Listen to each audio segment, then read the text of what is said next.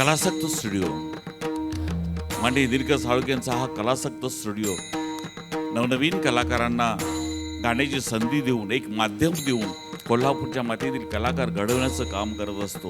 आणि हा भक्तिरसाने ओथंबलेला हा कार्यक्रम आपण आज इथं सादर करीत आहोत. एनडी स्टुडिओ दिनकर साळुंखे सरांच्या कलासक्त स्टुडिओच्या माध्यमातून.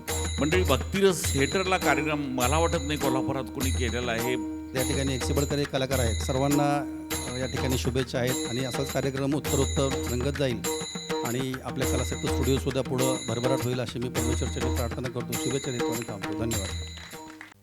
खूप छान कार्यक्रमाची सुरुवात झालेली आहे, पण खूप कमी लोक आहेत. पण जरा दाद देत चला मंडळी. ही भक्तिगीतं आहेत, ही आपण पूर्वी रेडिओवर कंटिन्यू ऐकत जायचं, पण आता रेडिओसुद्धा राहिलेला नाही हो. कुठं ऐकणार आपण भक्तिगीतं? यूट्यूब गेल्यानंतर वेगळीच भक्ती आपण नेहमी शोधत असतो. मंडळी, मनापासून ऐका आणि मनापासून दाद द्या. यानंतर अच्युतम केशवम हे अतिशय सुंदर असं कृष्ण भजन आपल्यासमोर सादर करण्यासाठी येत आहेत नीलम मॅडम.